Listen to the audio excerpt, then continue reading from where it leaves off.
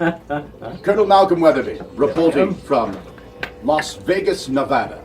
And today I'm with a very interesting fellow for this time period who's an extraordinary expert in many fields, including Far East artifacts. I'd like to introduce Doc Phineas. Can you tell me a little bit just about your educational background? I ended up, going all the way through college to get my PhD in archaeology from the University of London, and started out my educational career at University of California, Berkeley on a full scholastic scholarship.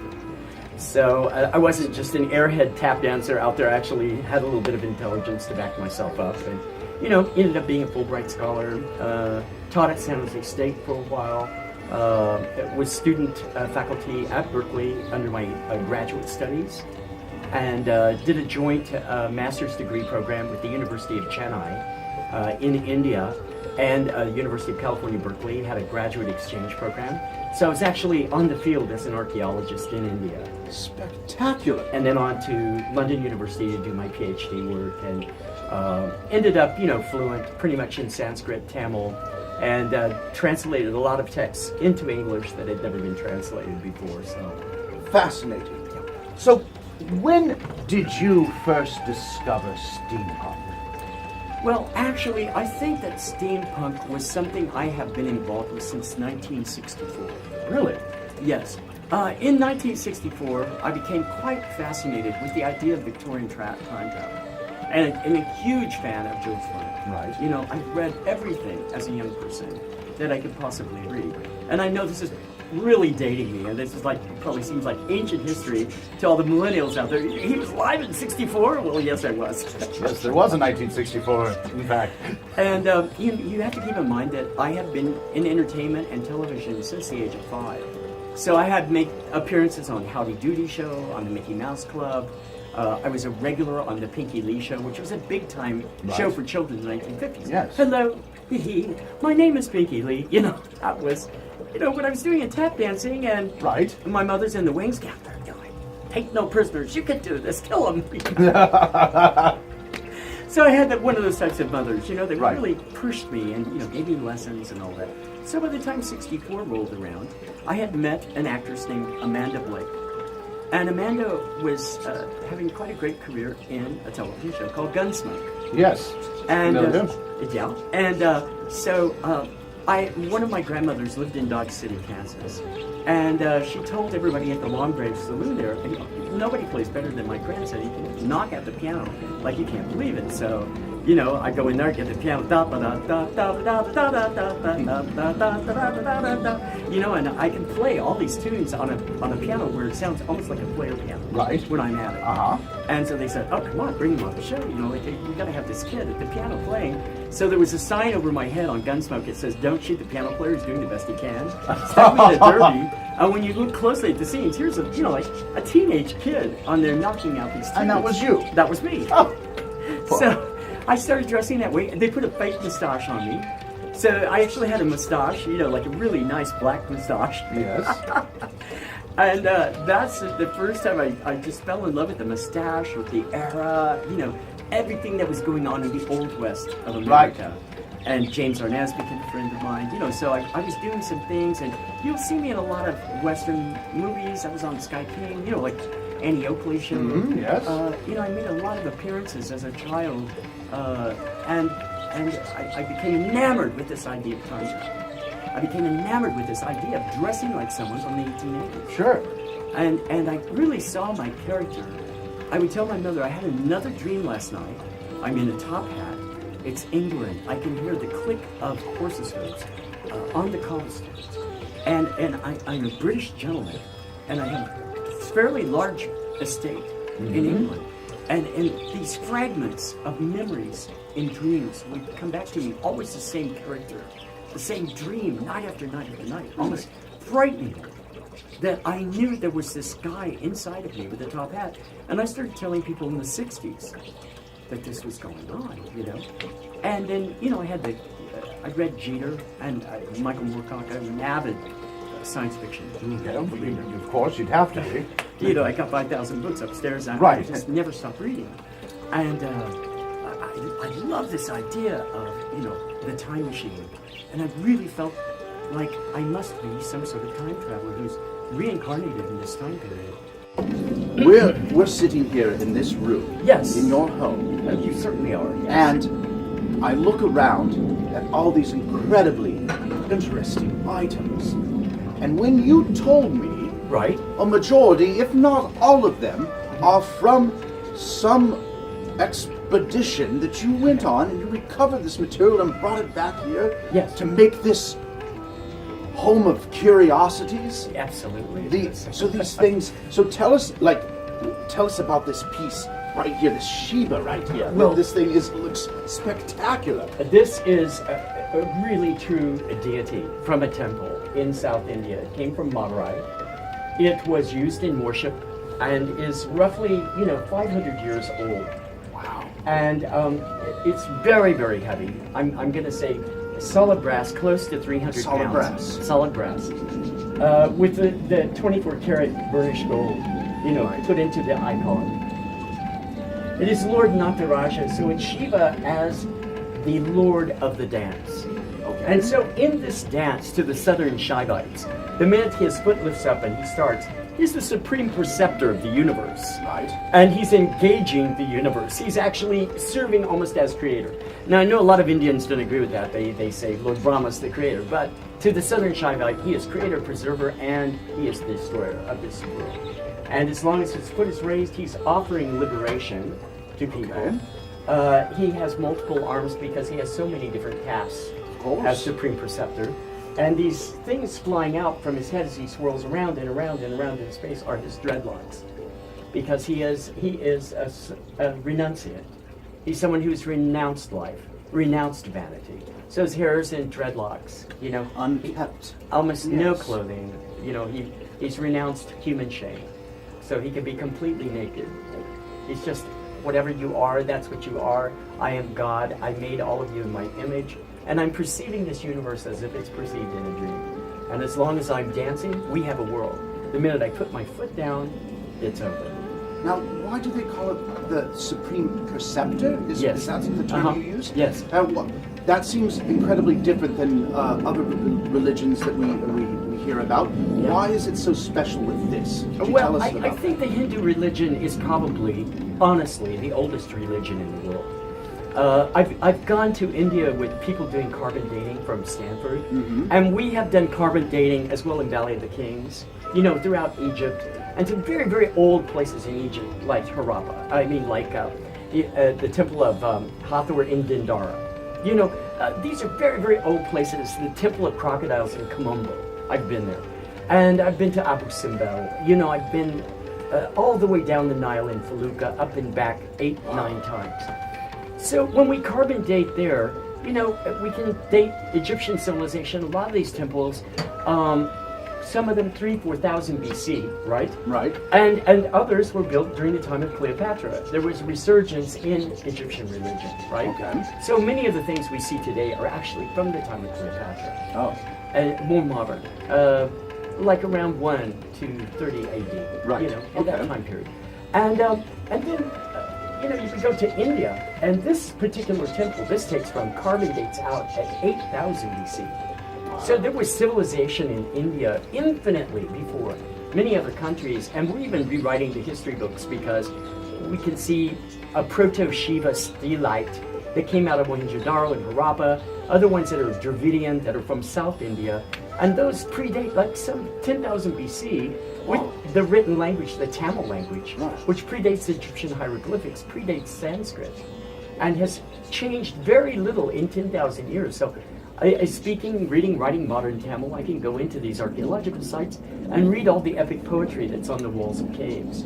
What now, in current times, right. What interests you the most about the genre?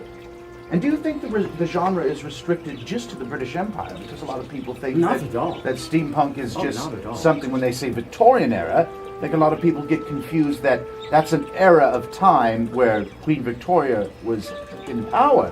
But it didn't necessarily mean that that was the only place that was Victorian.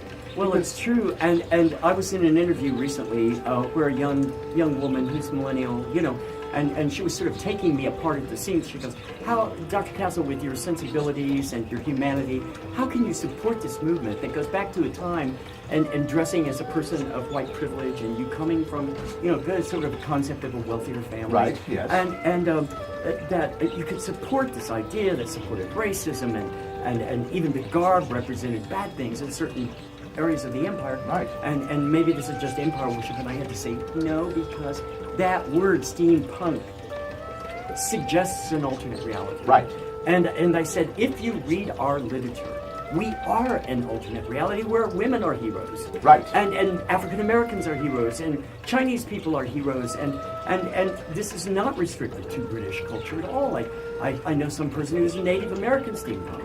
Yes. I was just at steampunk events in India where people were in their saris with goggles. I thought outstanding, it was fabulous. Outstanding. I just I think love it. That's incredible, Yes. So we are different breed, and we are an alternative reality. Just imagine the world had the world still been based on steam technology, which in many ways it is. These lights are steam technology. Absolutely. We have a power plant. Exactly. It still uses a steam turbine absolutely. to create the energy. You're absolutely yes.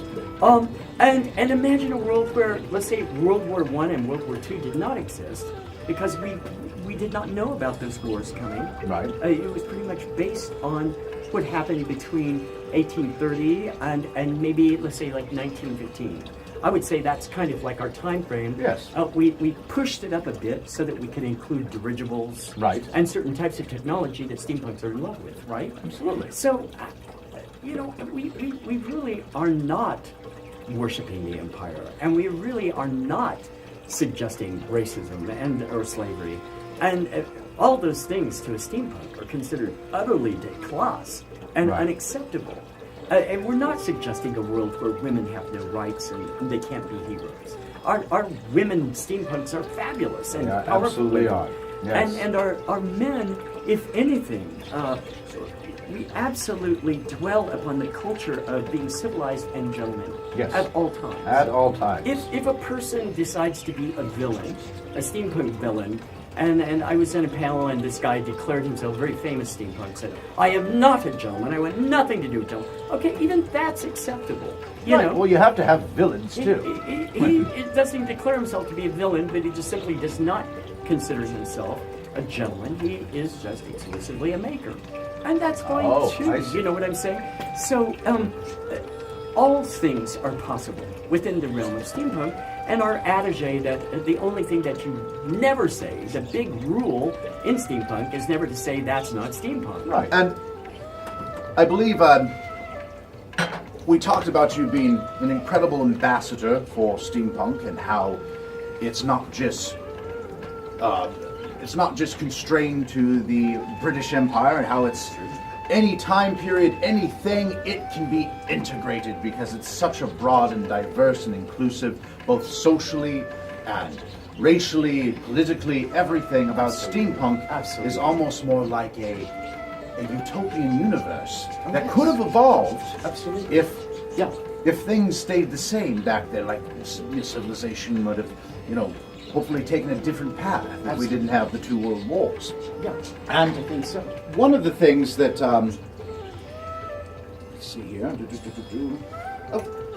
so other than teaching and your expeditions and those things, what other personal hobbies do you get to enjoy that are completely un-steampunk related? Well, I'm not sure I have anything that's un-steampunk related, but I am an entertainer here in Las Vegas, and I have been in the Broadway show Alice. Oh, really? And Steampunk Alice in Wonderland. Right. So we have a 20-piece orchestra, wow. And I'm tap dancing with probably two of the greatest singers on the Las Vegas Strip, Ann Martinez and Ashley Fuller. Really? And we have Cirque du Soleil style, aerial acrobatics going over as we do a very steampunk version of the story of Alice in Wonderland. Which hotel's this at? And it's at the Link Hotel. The Link, at the Brooklyn Bowl, which is magnificent. venue. Okay. Like out of Brooklyn, 1910, so it's very appropriate. Oh, marvelous. And so, when you are in movies, you spend a lot of time in rehearsals. Right. And doing what I'm doing at this age where I'm not ashamed to admit it, I'm almost 70 years old, and I'm tap dancing, doing If I tap look as numbers. good as you do, I could become that age. Thank you so much. And, I'm out there doing tap things that Fred Astaire only attempted a long time ago. Modern people have not attempted, where Right. I'm literally on the floor doing splits, winding the clock with my leg, jumping over the other leg. Wow. And we have 20-year-olds in our cast that are dancers from Chippendales that won't attempt what I'm doing. So, and I'm tap dancing in between one 6'3" showgirl, very beautiful, Laura Kelsey, who's on 15-foot stilts. So by the time she's done, she's almost 20 feet high. And I'm going between her legs as she's on a pole doing splits. Wow. So this is a very complicated show I'm in. And to be able to do that, I have to work out. I'm doing tap every day with a trainer. And Yes, that takes a lot of endurance. a lot of endurance. It's Holy like cow. really rigorous. I get up every morning. I'm an avid yogi. I've been teaching yoga now for over 40 years. Oh, really? And I developed the yoga center at Caesar's Palace. I developed the yoga center at Mandarin Oriental, going in with a hard hat, carving out the space. Created a $1.5 million yoga center at Caesar's Palace. Outstanding. And I still go in and teach. I'm the primary teacher on the Strip for yoga. And some of my personal clients are Sir Elton John, Cher. Really? I teach these people yoga when they're in town. Huh. So I have to carve out time to take care of these people. And Elton wasn't ashamed to say that, doing my yoga, he is now clean and sober. Really? He has 2 children. He's trying to present a very, very good dad Good for him. image. And he's lost 45 pounds. Outstanding. So I was at $1 Million Piano recently, and he singled me out in the crowd. So this is my yoga teacher, Dr. Phineas. And thanks to him, I look as great as I look, and I'm now very proud to say that I'm clean and sober in my life. Oh, that's marvelous. So these are things that I'm very, very engaged with. Good. And still doing a lot of television interviews, and I am a concert pianist. Okay. So that Oh, takes wow. some time out of the day to be able to play. Of course. And just recently did a show with ABC News anchor Steve Shore from the Liberace Mansion, where I was playing Liberace's pianos Really? in garb that Liberace had given me, long white minks to the floor and the Wow. whole thing. So, I've got a lot going on in my life, not just teaching and research, but I'm also, an entertainer in rehearsals. And a healer. Being a yogi, you're definitely a healer. Yeah, probably I'm the main person I'm healing is myself, That's just even keeping better. myself supple and knock on wood, at this age, I don't have aches and pains. I have no arthritis like Lucky. other people. I'm just running all day long. Serve a literally. tour in North Africa and you have some aches and pains. Doc Phineas, I have one more question until I must go on to my next campaign. Of course. The origin of Phineas. Please tell me how you got your name. Well, this came from my lovely mother. And my mother was a huge fan of Around the World in 80 Days, particularly the version with David Niven. Okay. And she said, if I had a son, I would want him to be exactly like David Niven in Around the World in 80 Days. And, traveling by train, traveling by elephant. And Yes. Phineas Fogg, right? She Right. wanted Phineas Fogg as a son. And I think she got him. Certainly did. I would have to agree. I've traveled around the world by balloon. I've traveled around the world by train through India and on elephant, on camel. Had nefarious experiences with Indian princesses. So, Sign me up. funeral pyres. So I think I truly am Phineas Fogg. The only thing I really haven't done is rob the Bank of England, but No. that could be in my future. Depends on how good the economy is. You might want to wait.